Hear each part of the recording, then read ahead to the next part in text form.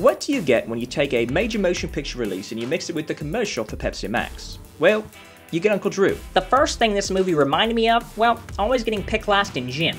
Now, besides my lack of athletic ability, this movie actually wasn't that bad. Now, originally this started as a commercial featuring NBA All-Star Kyrie Irving, who went undercover, went through extensive makeup to make himself look like an 80-year-old man, who then went to, local parks and punked other players who were playing basketball. I truly enjoyed seeing all of the former All-Stars being introduced throughout the film as the old characters they were playing. The main enjoyment of the film is if you recognize which former basketball stars are playing these old people. These commercials, the first one especially, caught fire, went viral, and he did more and more commercials for Pepsi because of the popularity, eventually getting more and more NBA talent to go through extensive makeup and go undercover with him.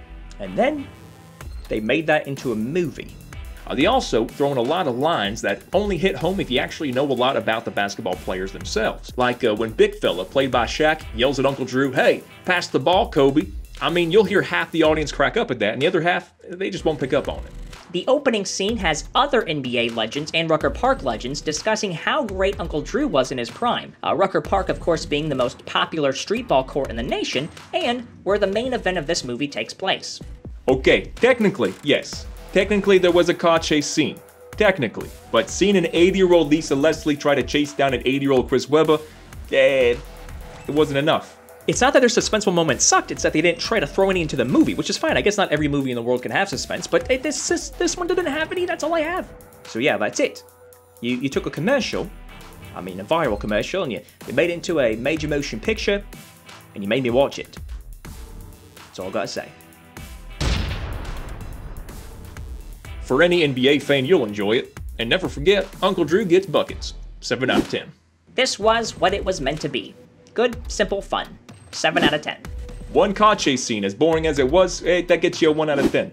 It's just one of those things where you can only imagine a group of people sitting at a bar together thinking, wouldn't this be funny if we made it into a movie? 1 out of 10.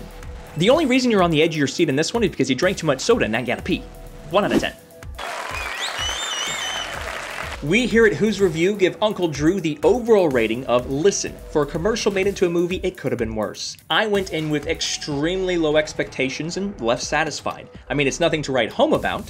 Okay enough, especially if you already enjoyed the commercials this movie was based on. Now, being the huge Magic fan that I clearly am, having Aaron Gordon as the main rival athlete in the film, that was awesome. There you have it, that's a review of Uncle Drew. Have you seen the movie? Are we way off, right on? Let us know in the comment section below and we'll check it out and respond. As always, if you want to stay up to date on all things Who's Review, make sure you like us on Facebook, follow us on Instagram, and most importantly of all, subscribe to this YouTube channel. We thank you guys for checking us out here at Who's Review, where everyone's a critic.